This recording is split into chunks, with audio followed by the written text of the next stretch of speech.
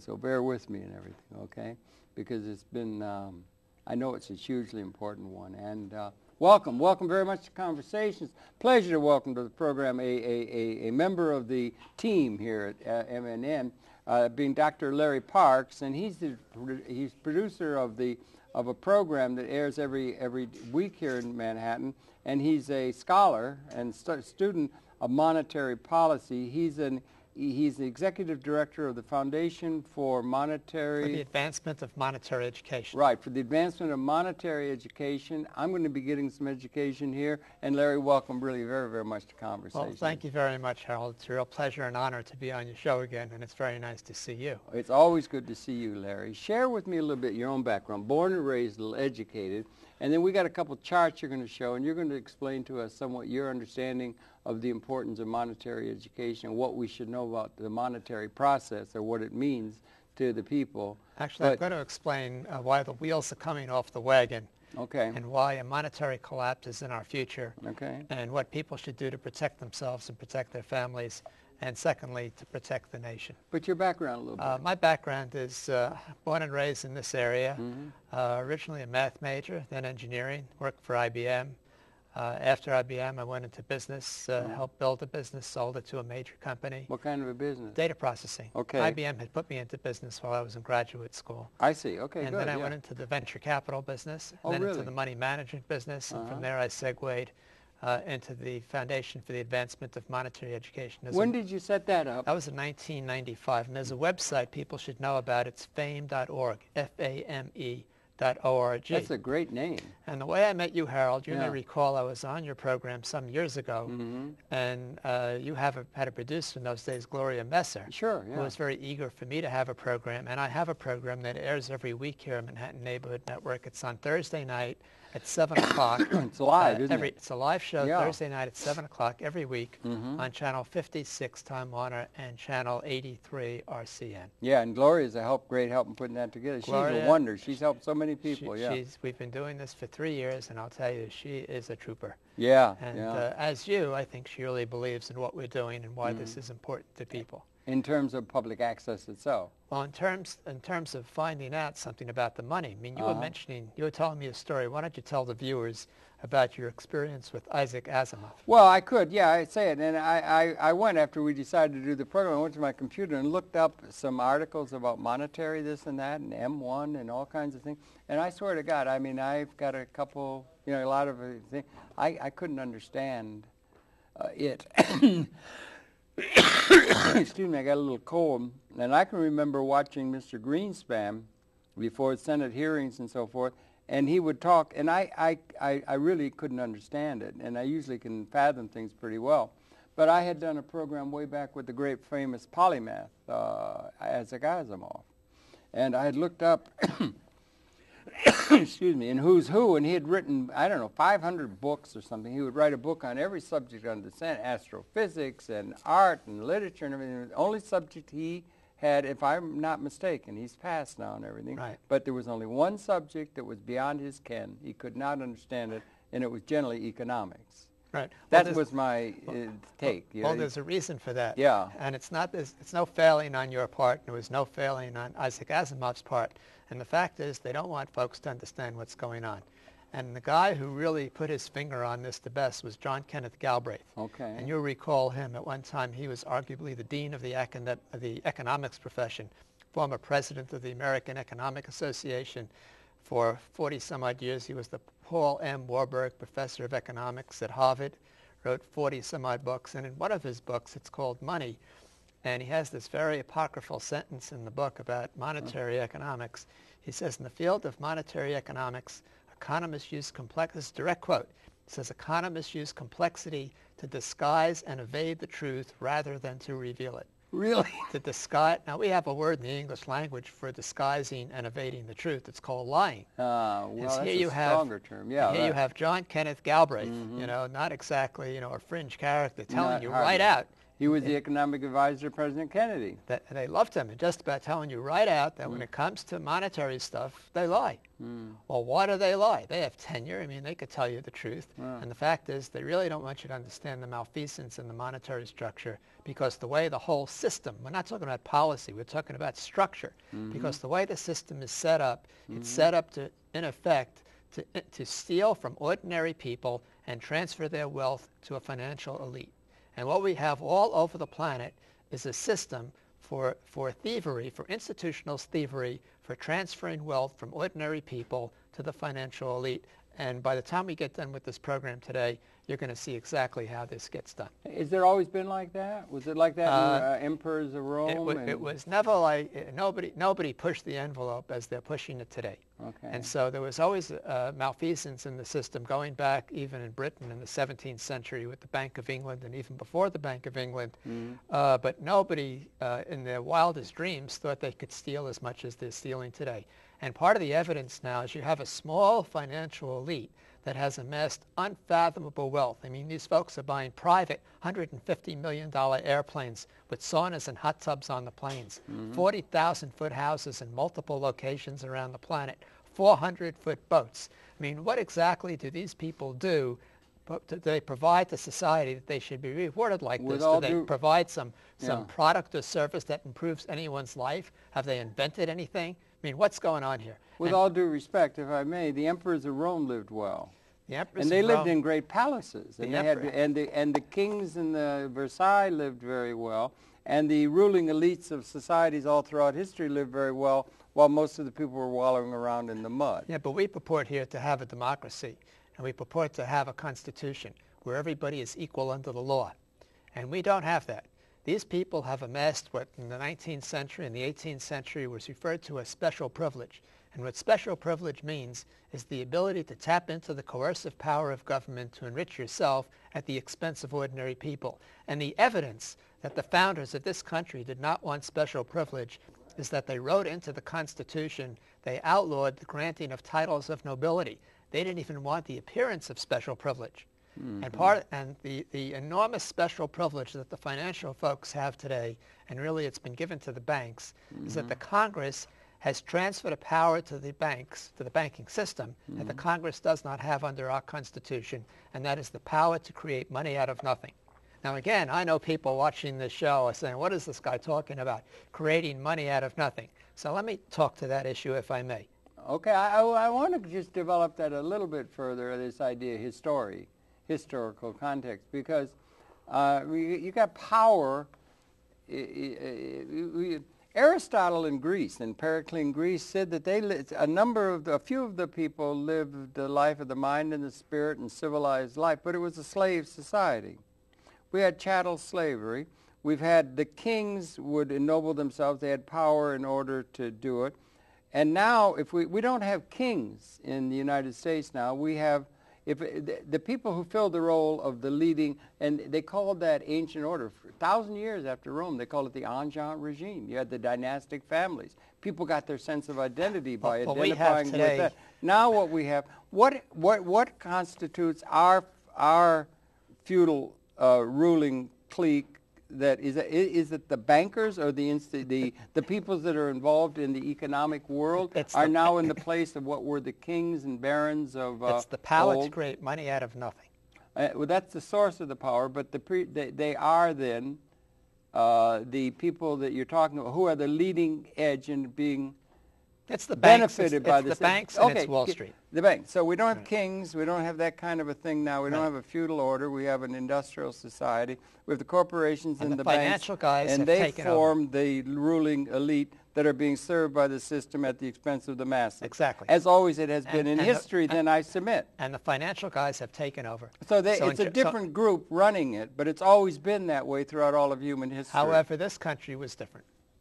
Well, you're going to want to make a special case for this country. That's right. This country was founded by people who wanted people to be equal under the law. They did not want a nobility. They didn't want nobility, but they were not equal under the law. They had chattel slavery, didn't they? They didn't let the women vote. There were a whole lot of things they didn't. Chattel slavery was an evil which was recognized as an evil. Yeah. And the only reason it got by at the time, George Washington said it afterwards, He felt that we had to get the colonies together in order to be able to defend against the Europeans. Well, that's the thing where they're going to argue that we got a situation here coming out of history. We got a situation. It's not perfect, but it's more toward a perfect order. It's going to get better. Be patient. It's going to be all right under our leadership. You will take a charge. They didn't set up a participatory democracy. They set up a representative. We got rid of chattel slavery one way or another. But today we want to talk about the money.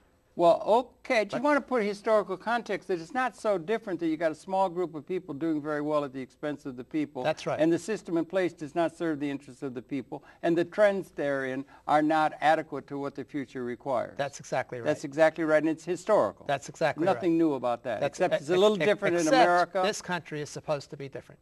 And the story they tell us in civics and whatnot, that we're all equal under the law. And the way we're supposed to understand is that nobody has special privilege, that nobody is above the law.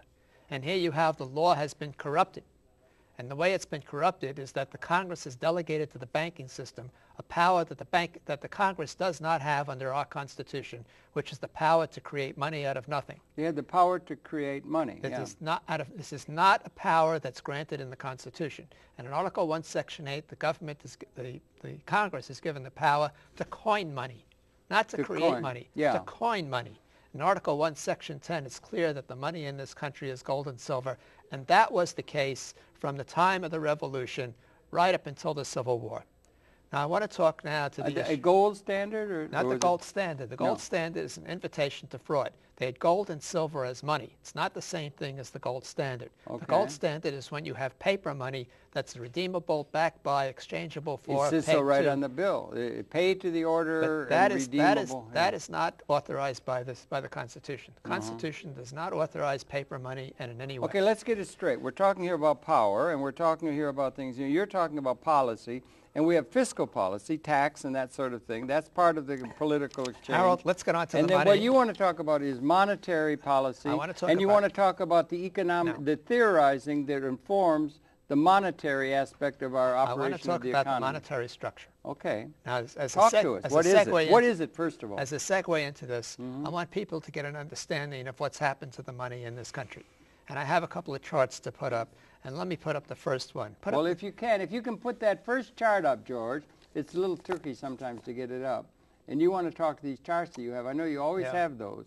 Right. And so if we can get the first chart up, if they don't get it immediately, there we go. Is that the right one? Yes, it is. Now, what is this, George? Now, what this chart shows in trillions of dollars from 1946 to present, the money supply in the United States.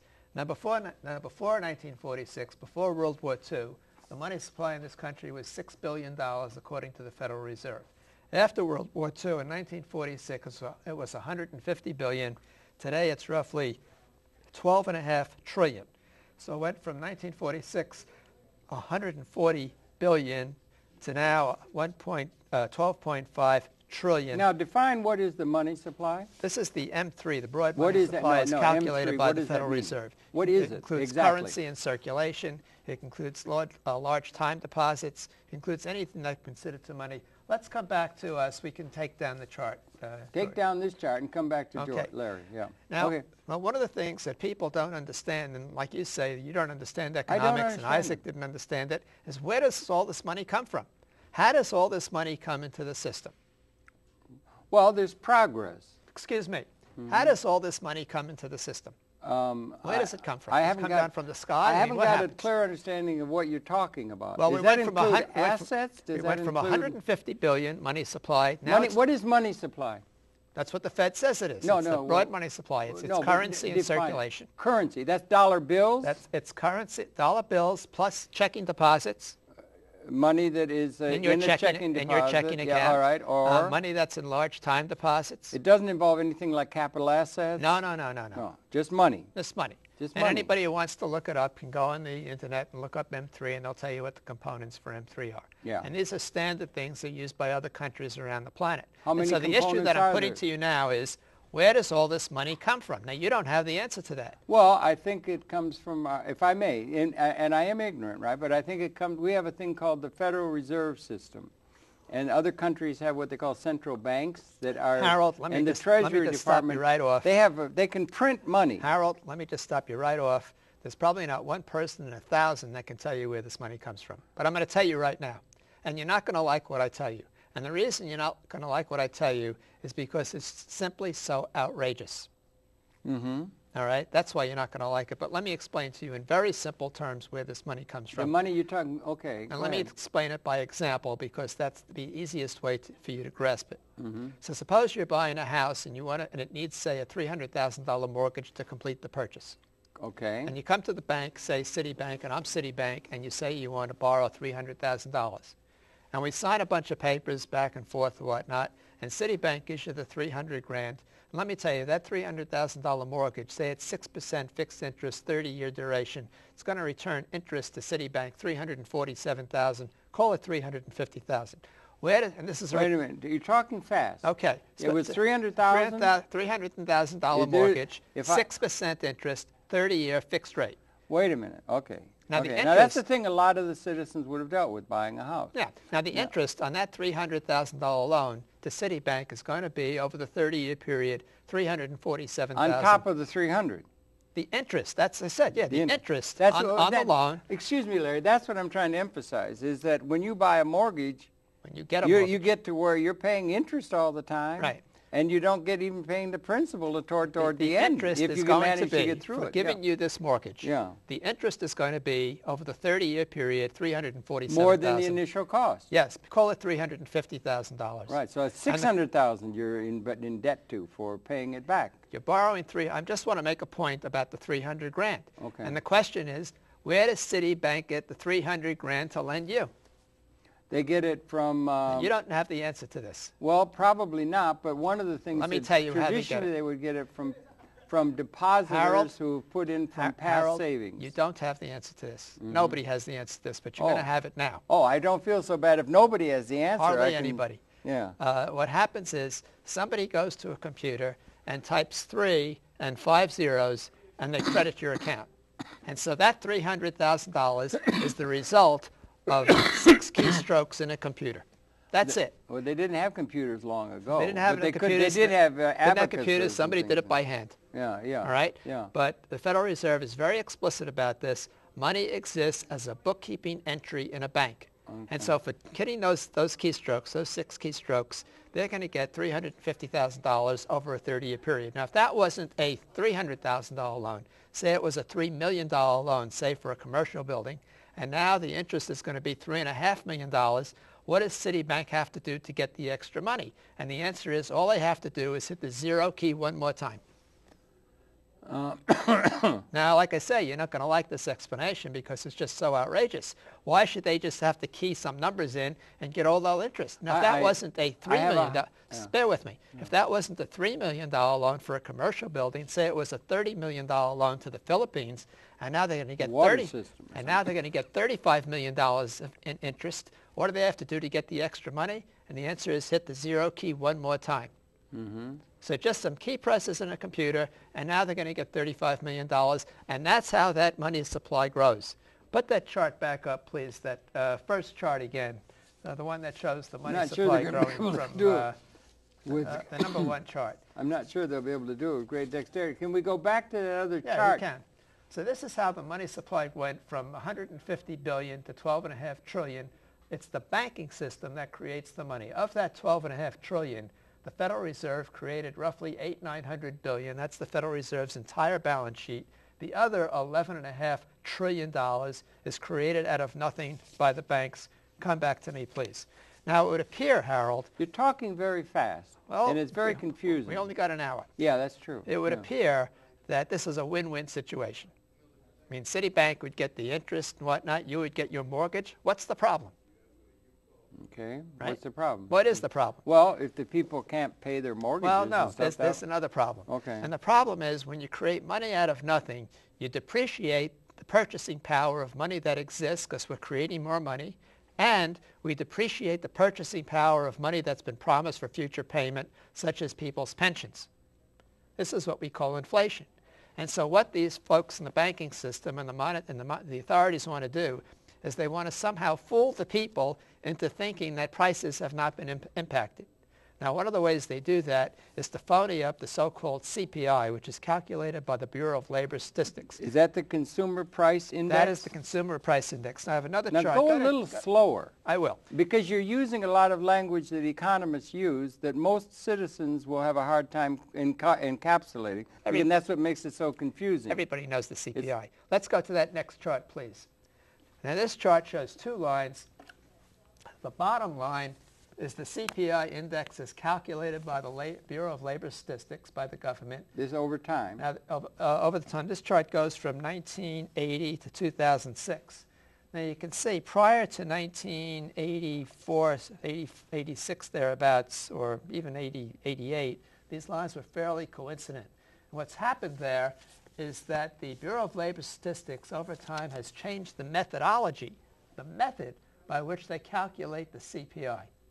And so they've changed that 4 times. Now, the guy who produced these charts for me, his name is John Williams. He's a former economist for Boeing and for IBM. He's a very reputable guy. He's got a website. It's called Shadow Government Statistics.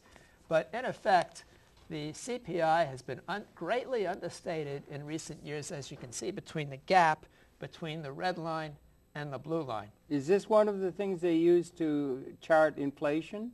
This is inflation. This is inflation. So come back to me, please. Right. So they've been telling us now for years that inflation is benign, that it's running 2%. But anybody with half a brain knows that oil, heating oil for your house, it's gone from something like $1 a gallon to $3 a gallon. Gasoline has gone from something like, I don't know, $1 a gallon to something today, it's like $3 a gallon. Medical costs, everything's going off the roof. But somehow the government tells you that the CPI, that inflation is benign. You think they don't make accurate figures when they give the inflation rate? I'm telling you, worse than that, I'm telling you that they phony up the figures. And by they being the government. The government. And under the control, of course, I mean the guys who run this show, the Treasury Department and whatnot, these are all guys who come out of Wall Street. I mean, Bob Rubin, who is the Secretary of the Treasury, came out of Goldman Sachs. Hank Paulson, who now heads the Treasury Department, came out of Goldman Sachs. Alan Greenspan, who headed the Federal Reserve, he was on the board of J.P. Morgan's board. He was J.P. Morgan's man. We used to have William Simon. He was a Republican. All of these guys come out of the financial sector. Right. Now, the net result, and here's the important thing for people watching this show, by understating the CPI, there's a lot of people whose benefits are key to the CPI. So if you're getting Social Security, your Social Security is supposed to increase every year based on increases to the CPI. A lot of statistics and projections are based upon assuming a certain rate of inflation. However, if they had been honest, if they hadn't fooled around with the methodology, the increases to your Social Security, and I assume you are on Social Security, they would have increased 10% a year every year for the last 15 years. If you follow the chart that you just showed us? If they were honest. So what this is like... Do you think that chart that you showed shows a more honest reading of what the actual inflation was? It shows with a constant methodology. But that's something a lot of people are interested in. Wouldn't there be a lot of financial reporters who would report out that the inflation in real terms is greater than what they're telling us? Everybody sees this, Harold.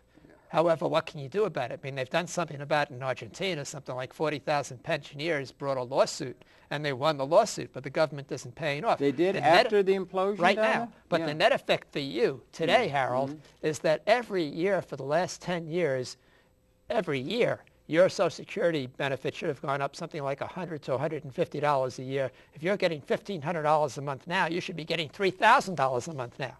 Think what another $15,000 or $18,000 a year would mean to your life. Because it should be... It should be. They should have been increasing your Social Security benefit all of this time. They have a term COLA? That's for people who have union contracts. Yeah, right. But people who are disabled veterans... Those are tied into those figures. Exactly. Yeah. People who are disabled veterans who have their benefits tied to the CPI, people who have Social Security, people who have Treasury inflation protection bonds, people who work for the government who have cost of living increases. A lot of pensioners, right? 42 million. Yeah. These people have been cheated out of a tremendous amount of money. Well, that's an accusation on your part that they've cooked the books and the figures on inflation are not accurate. And you're saying there's reasons to do it, other than anecdotal... Not accurate. But the means by which they measure inflation has been something people have been... They changed the methodology. Well, they've been interested in marking the rate of evolution. Not accurate is not the right term. No, but they've been interested in that for a longer time than your chart shows. Not accurate. Is it always been they're out of sync with the real rate of inflation? Not accurate is not the right word. They are fraudulent. Well, I'm saying accurate in the sense of, is it real? When they say it was a 4% increase Harold, overall in the cost of living, is that accurate Harold, to the overall pattern? It's dishonest. You're saying that it is not accurate. It is worse than not accurate. Well, there are people who say that it is accurate. It is dishonest. You think the figures that are put forth within the establishment in order to get policy decisions before our leaders and so forth are cooked? And they do not give Absolutely. Budget, the Congressional Harold, Budget Office give cooked figures? What in your life is increasing at 2% a year? Well, I don't know. I don't think about it very much. Well, you go to the store, you buy stuff. Yeah, but that would be, if that were case, let's just say they... Well, let me show you a couple more pieces of evidence for this. I'm just a little reluctant because inflation has been a very important issue, and I had other notions of what caused inflation. I just want to show you a couple more charts. Let me come back to this. George, let's put up that next chart, please. Now, this shows the cumulative effect of this change in the CPI. The red line at the bottom, that's the cumulative increase to the CPI is calculated by the government with changing the methodologies. What period of time do we have on that This chart? goes from the year, the 1800s to now, but you can see since longer. the last tie to gold was broken, which was in 1971. This goes back to 1800, did you say? Yes. Oh, this is the course of the Republic. Yes, So but when you is that where it starts going up like a starting roller around coaster? 1971, when the last tie to gold was broken, Is that when they went? depreciation of the money took off. Now, They this did free coincides floating with then? the chart that I showed you earlier, Uh-huh. which shows you the increase in the money supply. Now, the red line here is the increase in the CPI as calculated by the Bureau of Labor Statistics. Okay, yeah. The blue line Yeah. is the increase in the CPI using By a the- constant methodology without changing Williams? the rules. This guy Williams you were talking Scott about? Williams. That's his. That's it. That's his one person's projection. No, that's using the methods that the Bureau of Labor Statistics had at the time of the Clinton years. They changed the method. This is like, come back to me, please. So you've got a brief... This is like, let me tell you, you have a brief Harold, against the Harold. recent administrations that have been running this country. Harold, you I'm haven't got show- a brief against the thing that's been in place I'm showing since you what's the happened founding as a fathers. result of creating all this money out of nothing. When did we and- start with creating money out of nothing? And what this is like, this business... When did we start doing that, if we did? And what this is like, this modifying the methodology for the CPI, this is like you're gaining weight. You don't like to be fat, and so you go into the bathroom one night and you change the scale back to -5.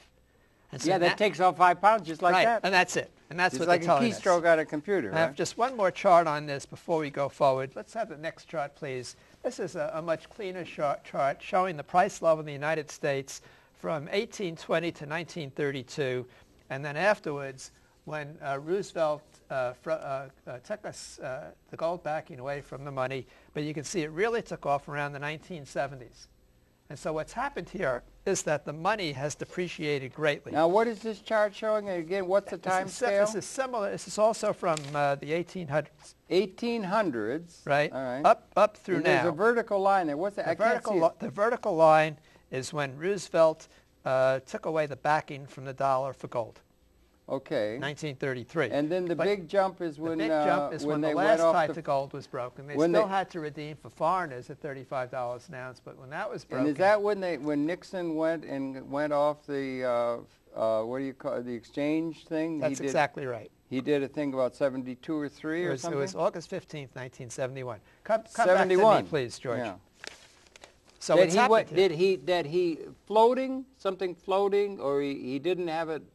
He changed the way. Well, what happened was... What did he do then? I'll tell you. Nixon. I'll tell you. What happened was a lot of dollars had accumulated overseas because the Vietnam War was financed with money created out of nothing. And what happened was people like de Gaulle said he didn't want to allow America to buy up Europe with printing press money. He really meant buying up France. And so de Gaulle and the British too started to take their dollars and trade them in for gold as they were promised they could do. But it turned out that there were too many dollars and not enough gold. So on August 15th, 1971, Nixon reneged on this last promise, and then on that very same day, he instituted wage and price controls. He did, yeah, I know. Yeah, Right? he did institute wage and But price. really yeah. what's happening here, Harold, No. is since the banking system can create money out of nothing, it depreciates the purchasing power of money. When did the banking system become imbued with the capability to print money out of nothing? I didn't say print. I said not. create.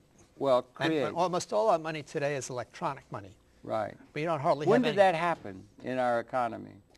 Or is that something that's been intrinsic to it, or an issue that has been argued back in the colonial days, or the banks were always creating money out of nothing called banknotes. However, there was a limit to how much they could create, and the thing that limited them mostly is that into the 1900s, in the 19th century, bank officers and directors were personally liable to depositors. Personally liable. So if the bank went bust, the house, the earnings, everything that the bankers owned was on the line. Today, the bankers are not personally liable to depositors. So in effect, the fees that the bankers get, and the numbers, by the way, are like telephone numbers. You can't believe how much money these people make and how they live. And they fly around. There are new aristocrats. That's what I'm saying. This is the financial elite. So now they are not personally liable. So now if Citibank went bust tomorrow, for example, Sandy Weil, who was the CEO, chairman for 10 years. He's retired now. Retired. He made $1 billion in his last 10 years in that position. He would not have to give any of that $1 billion back. I did a program with him way back when he was at Lehman. So if Frank Raines, who was in charge of Fannie Mae, if Fannie Mae went bust today, Frank Raines and his buddies, before he left, he was a government employee before he became CEO, chairman of Fannie Mae. They pulled out $245 million in compensation. If Fannie Mae was to collapse this afternoon, they don't have to give anything back. Fannie Mae has to do with mortgages or something. But my point is that there is no, it's not like in the 19th century and there was personal liability. Now these guys are home free. But you're talking in a certain sense about guarding against inflation?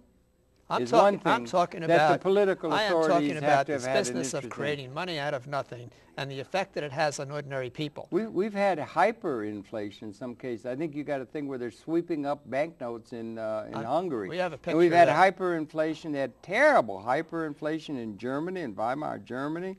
And because if you got a government down there and they're down in the basement just churning out bills, and there's no. Well, let me just say it simply, like a citizen, right? Citizen. It's not the government. Yeah, but whoever's doing it, they're turning Deutschmarks or dollars or something, and they can just run the presses up and they turn out the dollars, and I don't know how. But then, and there's a term they say is you've got too many dollars facing too few goods. So you're not having that money supply. If I use the term, I don't know I'm using it right because they got all kinds of nuance to it now. If there's not production, or if it doesn't relate to the production, then you're going to get inflation because you've got too much money chasing too few goods. Harold, when anybody has the power to create money out of nothing, they always misuse that privilege. Have they had the power to create money? Don't a lot of governments do that? This is not consistent with our Constitution. And the only guy talking about this... Let's get the discussion. Wait a second. You're limiting this discussion to the United States of America in the last 20 years only? You're not talking about the world or the history? Let's talk about the stuff that's relevant to structural problems. Let's talk about the stuff that's relevant to your viewers. Now, what I'm saying to you today... Well, I submit the situation in the world is relevant to the viewers in the globalized world. Is that your viewers, if they're on Social Security, they're being cheated right now as we sit at about $1,500 a month more that they should be getting.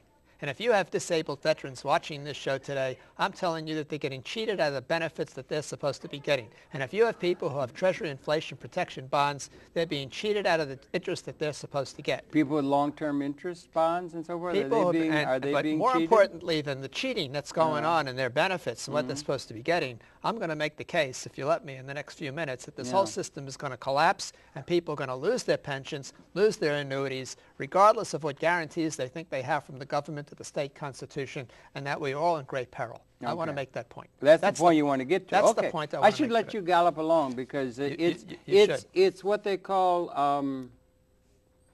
talk. The money market people will understand what you're saying, but most people can't follow it. But okay, go ahead. It's very arcane. What's not to follow? No, they're creating money out of nothing. Go ahead. What's not to follow? Go ahead. Keep talking. You got another chart, right? I've got 7 pieces altogether. 7 charts. All right, here. we're up to, this is we're like up to Mr. number Poirot. 5. I want to talk to you now just for a moment about debt. Debt. Now, one of the things that's in the news right now is this business with the subprime mortgages. But in addition to the subprime mortgages, you got car debt, you got credit card debt, you have government debt, you have every kind of debt. Yeah. And one of the really bad things about this creating money out of nothing, it encourages people to get into debt.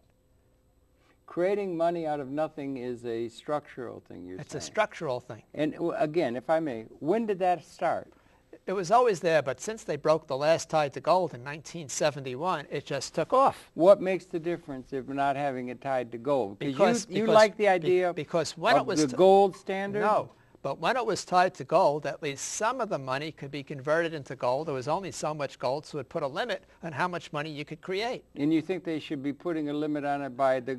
Would it be good to be on the gold standard? I did not say that. Oh, no. Okay. All right? I'm just telling you what happened. Uh-huh. All right? We can get to what should be later on, but I just want you to understand what happened. And what was it when they were on the gold standard? How did that limit it? Again, I don't understand. How did that limit it? Well, the gold standard, by the way, which is an invention of the Bank of England. It used to be $35 an ounce for gold. It was $20 an ounce. Well, for a long time, I always remember gold was $35 an ounce. Roosevelt changed that. Platinum was about three times But as much. the gold standard is an invention of the Bank of England. Okay. Came in 1694. There, now you're getting some historical. All right. Right. And the notion Brian was, made that famous speech about a cross of gold. You're thinking of William Jennings Bryan Yes, in the election here in 1896. Exactly. All right. He was talking about... The gold standard was an invention of the Bank of England, not authorized by our Constitution. There's nothing in our Constitution that authorizes a gold standard. But it had been instigated by government. It's an invention of the bank. It's an central invention bankers of the Bank of England. Right. All right. Not other central banks also? No. It's an invention of the Bank of England. Okay. And the notion is that they would use Bank of England notes, promissory notes, that would be redeemable for gold. But it turns out they're issuing more notes than for which they had gold. Yeah. Did they do that before? Okay. Yeah, that would be a problem. And the notion of, it's dishonest. Yeah. And the jargon for that is called fractional reserve lending. Fractional reserve lending. Right. They got However, they didn't overissue. I mean, there were times when British went off gold during times of war, but they always went back. But they never really issued so many that they bankrupted the system until after World War I. And this has implications when you get into international currency exchange. I really want to talk today about the effect on ordinary people here in the United States, your view as the people in this city and this state, on the depreciation of the currency and the risks that we now bear as a result of the oncoming collapse of the monetary system. That's what I want to talk about today. Okay. All right. The history is kind of interesting, but it's kind of esoteric for people. And I don't know that it really makes a big difference to them what the Bank of England did in 1694. But what does make a difference to them is if they're going to lose their pension, lose their savings, lose their annuities, lose their rents. That's something I think people should care about today. I see. You're practical. Yeah, you got a practical application. I want to relate this to something that's important for people watching this show. Okay. As opposed to history. Or something abstract. Yeah. Right. Okay. Yeah, you want to be practical. You're practical. Okay, and what that's I'm suggesting to you is that, and I have a chart which is going to demonstrate Got this. another chart then? Or you want to go to the next one? Just wait one sec. Okay. What I want to suggest to you now is that you have money created of nothing. It's easy to get people to borrow because there's no limit to how much money you can lend them. As a matter of fact, with the subprime mortgages, they lower the lending standards. They had what they call liar's mortgage. What's a liar's mortgage? That's a mortgage where you don't have to substantiate your income. Right? They do all kinds of stuff to get people to borrow. Now, before I put up the next chart, which shows the total debt. They also have a system where the people don't have enough income. That's what I said. I said you don't have to. No, they don't have substantiate enough your income, long-term income the point source I want for most the point people. I want to make before I put up enough people don't have a long-term source of income. the point I want to make now That's the before I put problem. up this next chart on debt is that if you have debt that you can neither service nor pay back, you are committing fraud. If I borrow money from you with neither the intention nor the ability to repay, I am committing fraud. There's a difference there, isn't there? You know, because that would be if they don't, you know, people think they might. What about if you maybe do? If that job comes through, you're going to have it. But what if you have a situation on an aggregate level, where I'm going to demonstrate to you in just a moment, where there is neither the ability nor the intent to ever repay? Now let's put up that I don't next think you chart, should link please. those Well, two things are different. Take a look. Those two things are Take different. a look at the debt chart. Now this is the total debt in the United States. These numbers, by the way, come from the Federal Reserve Flow of Funds report. And today the debt is something like $46.5 trillion. That's the national debt? No, that's the total debt. That's the federal debt plus mortgages plus commercial debt plus corporate debt plus car loans plus credit cards, all the debt in the United States. The Federal Reserve aggregates it in something called the Flow of Funds report. It's on the internet. Okay. And what week. again? What year is it depicted on the bottom? And today that debt is something like horizontal $47 trillion. When did- and when I did- say to you, Harold, that this debt can never be repaid nor can it be serviced, and it just keeps growing until it's defaulted on. What period of time is this indicating? This starts from 1952 to 2007. So this is the last 50 years or so, right? That's correct. Good grief, look at that. It's steady slope upward, right? You can come back to me, George. Yeah, okay. But the lesson from this chart is that this debt can never be repaid. There's no way to repay $47 trillion, and it's coming to the point now where there's no way to service it, which is why you see all these rolling defaults. Pay the interest even, you mean? That's right. Yeah. And so what they do is on the big loans, they restructure them. So they loan you more money to pay the interest so they don't have to take the hit. Some countries do that with other countries at a state level Yes, also? they do. And then they have a thing called right now, structural the whole adjustment. thing is dishonest. Yeah, then now, one of the things that people don't understand about the structure of the monetary system is that ordinary people, everybody watching this show, including yourself, Harold, we guarantee the balance sheets of the banks.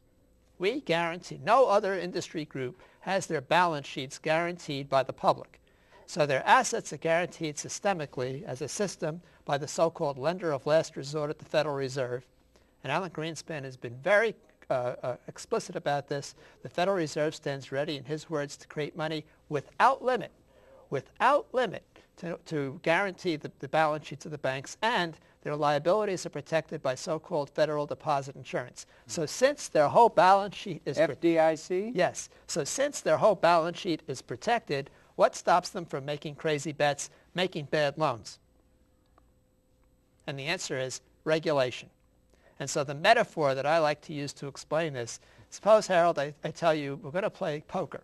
And here's how we play the game. You play, if you win, you keep your winnings. If you lose, the taxpayers will replenish your stake.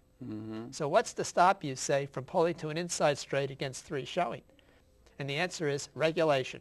Inside straight against what? 3 showing. So someone has 3 of a kind. Yeah, so someone has 3 of a kind, and you have, and you're pulling to an inside straight. It's a very bad bet. But wait a minute. If you said it's going to be covered if I lose, there's not too much incentive for me not to do it. And the thing what stops you I might try it then. Whereas if I were more prudent, if I was really going to lose it. You would try it. Is that what you're saying? You try it, except that in that case there's regulation. And someone stands over your shoulder, like the Federal Reserve, said, Harold, that's a bad bet, don't do it. So what do? You make an off-table bet. That's like a backup on a crapshoot. That's like off-balance sheet. That's like these structured investment vehicles, off-balance sheet. I mean, the bank is still responsible, but the regulators don't get to opine on it. Now, the off-balance sheet bets today are what they call derivatives. Derivatives are just bets. Well, derivatives, swaps and derivatives. Derivatives are just bets. Now, I want to make a point about this. Well, I had a banker friend of mine said that if they made a contract and they didn't have a derivatives clause in it, they could be sued for malpractice because it's a way to try and avoid risk, particularly in currency transactions. The people who are at risk here are ordinary people. But that's what derivatives came from. Derivatives are just bets. That's all you have to know. It's just a bet. Well, let me make my point. It's a risk aversion technique. Harold, it's a bet. Well, okay. Now, there's an organization in the world, it's called the Bank for International Settlements, that tabulates the total amount of derivatives outstanding in banks every year. And just now, as of June of 2007, they calculated the total amount at $515 trillion. Let's put up that next chart, please. Do make a note, though, for those who might. Right. That's notional value. That's notional value. That's value. Not the actual value. That's the notional value. Let's put up chart number 6. Next and you chart, ought to please. explain that, because you see, you're talking Harold, of an expert. You have a lot of Harold, the terminology is important. I will explain. You should be defining terms, because you're throwing all these ideas out and these thoughts. Now, you see this chart, Harold? This is the growth in derivatives in this country from 1990. And in 1990, the bets were mostly in the commodities exchanges, things like soybeans or oil or cotton or what have you. It also relates to currency exchange. Today, almost all of the bets are in interest rate bets or foreign exchange bets. Right. But the point that I want to make is that if something goes wrong here, the people who are really at risk to replenish the balance sheets of the banks are ordinary taxpayers. Explain the difference between a notional value and a real value of these swaps and derivatives. There's a difference between notional value. The notional value is the total value of the bet, and the real value is, it's not really the value. The amount at risk, they say, is how much you can expect to lose. And rule of thumb, you can come back to me, folks, George. And the rule of thumb is the amount at risk is generally between 5 and 10% of the notional value. Right. That's about right. So somewhere between 25 and $50 trillion is at risk. But these things are widely used by bankers in structuring a deal. You bet. Now that 5 to 50 trillion. And they would be sued for malpractice if they didn't. No, sir. That 25 well, to I'm 50, told they would. That 25 to 50 trillion dollars that is at risk at the high end, it's 50 times their net worth. So if something goes wrong, how are they going to make good? And that's where the lender of last resort comes in, and that's what really is at risk here, and they don't want you to understand any of this. And I just want to do that very last thing. Okay, very we got last another chart, and very last picture. We got one more picture or chart. And let's put up that last one. This is how this thing works. Oh, there we go. That's Hungary. 1956. This is Hungary in 1956. Talk about that, I don't know if hyperinflation. people can see what the guy is sweeping there, but he is sweeping the Hungarian money called pengos into the sewer. Pengos? Pengos. Are they still called pengos? That's their currency. Is that? And the people standing around looking almost in horror, these are people who might have saved these pengos just like you and I save dollars. And so prior to the money becoming worthless, people go out to dinner. They're looking not to spend too much for dinner. When they go to shop, they're being careful as to how much they're going to buy and whatnot. And at the end of the day, all the money comes worthless. Come back to me, please, George.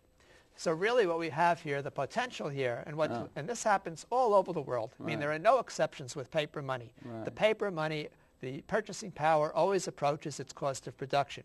Now, they can put off the evil day, Harold, by changing the methodology for the CPI, by coming up with all kinds of jargon so that people don't understand. But what's to understand? You got the banking system creating money out of nothing. They get fees and interest now, which they spend on whatever. You got something like $50 trillion under professional management, where they get something like $500 billion here in managing the money. And people somehow deluded. They want volatility. They make money. You bet. From the people volatility are somehow rather than deluded. stability. They look at their statements, they see they got so many dollars, they figure they're rich. When in fact, all they have is ink on paper. And the evil day is coming when it's going to turn out that our money is going to go the same way as the Pengo's You money. went back, the Pengo, is that really what it's called? The called Pengo? The yeah. Hungarian Pengo? P-E-N-G-O? Yes. Sounds like penguin, right?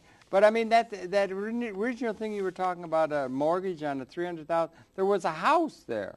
And then you got the house. There was a house built. There was a house. It's $300,000 house. That's an asset. What would that have to do with Citibank? Well, I don't know, but that was what the $300,000 loan on the mortgage was. So you could buy it. And then there's most of the people, we've always lived, I have a different view on history. I think mostly it's been, most of the people are wallowing around in the mud all the time, and a few people gather all the wealth. I mean, whether it's in Versailles castles or anywhere, they get the clever ones go out and make a lot. There is no country that has a standard of living like the United States. Well, that's for true. Ordinary people. Even the poor people in the United States but that may be are a trend better now. off than the rich people in Africa. Well, there's been progress. Auguste Comte. However, what's happening and now, it's come from our Edisons and from our and the discovery of new things and understanding and education and capability, productive capability, railroads and electricity and petroleum and gasoline and automobiles and roads. How come people in Africa don't have gasoline and automobiles? And how come they don't invent? Well, they do to a degree, but the thing is that it's always been like that. It's always been like that, and the thing is it's always limited to a few that are in the leadership position. And the mass of the people have never been well served. In the United now, States, they did have a little window. Harold, people like Edison started with nothing. Pardon? People like Edison started with nothing. He wasn't a rich man to start with. Well, I know. What's that got to do with the fact there's entrepreneurial capability builds the wealth. The real wealth doesn't have to do with all this financial stuff. Who achieved tremendous success in this country came from other countries. Why didn't they have that success in the other countries? Well, I don't know what the case you're trying to make. That's what I'm trying to understand. It's the system. This is a great country. It's the system that we had here. We had a system at one time that was good, and then it went bad? Is that what you're arguing? The system was honest. We had an honest monetary structure. We had an honest system or what made it go off the tracks? Once you create money out of nothing. Well, that's your brief. Money out of nothing. Is that what you're talking about? Well, once you create money out of nothing. Instead of having it be what? Tied to gold? Not tied to. Instead of it having having it be gold and silver, which is the free market choice of the people. Uh-huh. All right. Okay. So today you have legal tender laws which compel you to use the paper ticket money on So your every brief nation. is Let me with finish what? the thought. I don't understand. Let me finish the thought. Yeah. So today you have legal tender laws in every country which compel people to use the paper money in those countries. And on the international level, the United States government in 1978 got the International Monetary Fund to modify its Articles of Agreement to prohibit member countries from linking their currencies to gold and only to gold. Now, what does that mean? It I means don't that know no what it country means. on the planet, according to the IMF, may link their currencies to gold or have anything to do with gold. And what does that mean in the terms of the reality? They wanted to use the paper money. Okay, now, why do they want you to use the paper money? Use because paper it's money? just so profitable for the financial guys, and the financial guys are in charge. And they've not always been in charge. When did the financial guys take over? From the industrialists, from the people, the Fords. They actually built. They made automobiles that were useful. I'd say they took over almost big time around the period of World War I. World War I. Mm-hmm. Federal Reserve, 1913. Federal Reserve, as you know from private watching banks, my I show, understand, right. Federal Reserve is a creature of the banks. They thought it up. They wrote Private the legislation. Banks. The Federal Reserve is a creature of the banks. Jekyll Island. They thought it up. They wrote the legislation. They lobbied for it. They passed it. And originally, they didn't want the government to have anything to do with it. It was just as a sop to Carter Glass, who then headed the House Currency Committee, morphed into the House Banking Committee. Okay. And originally, they put the Secretary of the Treasury and the Secretary of Agriculture on the Board of Governors, but they soon got rid of them. All the people who have staffed the Federal Reserve from inception have been from the banks. Well, okay, a lot of growth has happened in the years since 1913. So I what? mean, a lot of growth has occurred, and a lot of the distribution of income. There were labor unions. There were people making things. There was a whole lot of other things going on other than... Harold, let me just stop you. The labor people were always in favor of gold and silver as money. In fact, if you go back to 1830s, when the union movement started in the United States, there were three issues that got people to join unions. The first issue was the 10-hour workday. The second issue was what they called education for workers, and the third was honest money. And the guy who formed one of the very first labor unions, his name was Ellie Moore, formed the Typographers Union. He was an honest money guy, and he was the first union guy to join to the Congress, and he was a big supporter of Andrew Jackson.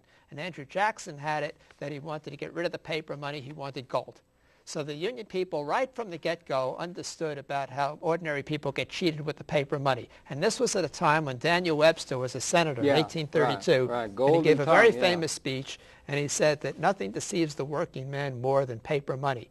And at the end of the 19th century, in the election of 1896, the American Federation of Labor was strongly on the side of gold. And in their publication, it's called the American Federationist, they actually said gold is the standard of every great civilization. They said we want money that doesn't depreciate at home or abroad, and they railed against legal tender. They said you don't need legal tender to force people to take good money, just to take bad money. Okay, and what is good money? Good and money what is bad gold. Money? And then they raised good money is gold. And then they raised the key question. And they said if the money is good, why do you need legal tender? And if the money is not good, why should it be legal tender? Okay, maybe it's not right. I'm asking all these questions out of sheer ignorance and all that. And maybe what I should ask you, we only got a couple minutes left. What should happen now? What should the citizens be thinking about that we should do? Well, how do we make the transition? Is that what you're asking me? Well, what should happen? What should be encouraged? You got an education and you want to encourage a certain policy direction for our nation and the world. The first thing that people should do, if you want to solve a problem, first you have to understand what the problem is. And I'm trying to understand what you think it is. It's something about it's not linked to gold. You want it linked to gold? I never said that, Harold. No. And the best way for people to learn about what this problem is to go to the FAME website, www.famefame.org. Are you a gold bug? You think things should be linked to gold? Not linked. I keep using that term. Not linked to. What should happen different than what's happening? We want to reassert the provisions in the Constitution as they relate to money. And the Constitution provides for gold and silver as money, and that was the money of this country right up until the Civil War. And you think that would, is that politically feasible, given the fact we got all these other institutions built up? And what would be the effect if we did that? Well, the guys who really pushed, who are really big on this. Who are big on your idea? Ron Paul? Ron Paul is pushing this? Ron Paul is our hero in the Congress. Oh, okay. Now we got a name we can connect to. Ron Paul's getting a big lot of support Ron Paul is on our board of advisors and a personal friend for 20 years, and he is the only one in the Congress who talks about the money. Is the money not important? How come Giuliani and Romney and Hillary and Barack, how come nobody talks about the money? Ron Paul's got a lot of populist support. He's really growing seriously. Ron Paul is the only one who talks about the money. But I'm asking you, Harold, how come the other candidates don't talk about the declining dollar? Probably because it's so damn complicated you can't understand it. Actually, it's because the principal source of financing comes from the financial sector. Oh, from the big money interest. And Ron Paul, even though he's on the House Banking Committee, he doesn't get 5 cents from the banks. How is it that a man is a 10... Was Gonzalez in that camp? How is it that a man, I don't know, but how is it that a man who's a 10-term congressman, a senior guy in the House Banking Committee, doesn't get any contributions from the banks? Tells you something, doesn't it? He's getting contributions in big-time dimension now from the people. From ordinary people. From ordinary people, That's is right. that true? That's right. So he's somebody to really watch on the Republican side. You would be supporting his well, you know, bid the odds makers in Britain dropped his odds from 66 to 1 against to 12 to 1 against. When he had a big burst of money he got all of a sudden. He had one day where he raised more money than any other candidate to date. Yeah, and that's really happening in the Republican They're going to do it again. They're trying to keep him out of the debates. They're trying to marginalize him. Yeah. He wants to end the Iraqi war, bring the troops home. Yeah, he's got a lot of other What issues. he really wants to do, and I think he deserves a lot of admiration for this, he wants to reassert the Constitution. And it's the Constitution, Harold, I mean, that really made it. It's our system that really made this country great. Because all these people that you're talking about, these were all immigrants that came from other places. So why weren't they or people like them successful in the countries that they came from? Why weren't they successful in Ireland or in Africa or in Russia or in Germany and all these people? Why didn't they build major fortunes there? Because those countries had, in effect, feudal societies. America has always had the reputation as what? The land of what? Opportunity. Absolutely right. And no other country masses, no other country in the planet had that notion, the land of opportunity. Thank you for that on Ron Paul. I need some names to connect this to. In the realm of economic theory, who do we look to in the realm of the well-known people? Von Mises. Von Mises, or like Van Mises? That's it. Yeah? Van Mises only? Von Mises. Not Heineken? Or Hayek? Ben Hayek? Hayek. Hayek, you like? Let's keep Friedman? Absolutely not. Absolutely not Friedman. It's not that. No. Let's keep it real simple. Mundell. I'm telling you, let's keep it real simple. Okay. Mises. Mises. Ludwig van Mises, right? That's it. Austrian, wasn't he? That's it. Austrian. Yeah. Right. He's An really Austrian good. I read Jew some of came to him the a United long States time in ago. 1939. Okay. Even though he was one of the most prominent economists on the planet at that time. Is he linked with Schumpeter, Joseph Schumpeter, or not? I would say yes. So Schumpeter might be included? Schumpeter would be in that same And space. I remember Mr. Nixon in 1972 saying, we're all Keynesians now. What are we all now in terms of the system, of the established system that's running planet Earth? It's like Is it Friedman? It's like with a little Schumpeter? It's like you said at the beginning of the show, Harold. People are so famished over this stuff, they don't understand any of it. No, but and I'm saying to you, Harold, this is not an economic issue. This is a moral issue. Well, what's at stake here is institutionalized thievery on a worldwide basis through the monetary structure, and it's because we don't have real money. Yeah. And the guy who really put his finger on this exactly right, by the way, was Isaac Newton. And Isaac Newton, as you may know, in roughly 1696-97, the British made him Warden of the Mint to help reward him for his immense contributions in science and mathematics. And one of the things that happened after... He was great. After Newton became Warden of the Mint, people were not trading in their British banknotes for gold. No? They were on the gold standard. And so they came to Newton and they said to Newton, why don't we forget about the gold, we'll just have the paper money. What did he say? And Newton answered not as an economist, not as a moralist, he answered as a scientist. Yeah. And he said, if we break the link to gold, and this is a scientific term, he said the money will no longer have a unit of dimension, i.e. it will no longer have anything to tie it to reality, like weight, like distance, like whatnot. And that's the money we have today. It's not tied to reality. They tell you it's an information unit. And these information units can be created and are created without limit, as you saw from a big issue. Everyone should go to your site. Everyone should go to fame.org. It's a great name, incidentally. You got a trademark on that, or have you got that nailed down? Fame.org. Got it nailed down. That's great. Thanks, Larry. Thanks so good much, talking to you. And thanks, Stumbling thanks along to the here people. and trying to follow it, everything like that. Really interesting. I invite you to tune in. We'll be coming back again tomorrow. So that's it for now, and thanks again. again, Larry, very much for doing this work for so long and doing it so well and bringing us up. Van Mises. Van Mises. Okay, I got to go back and read.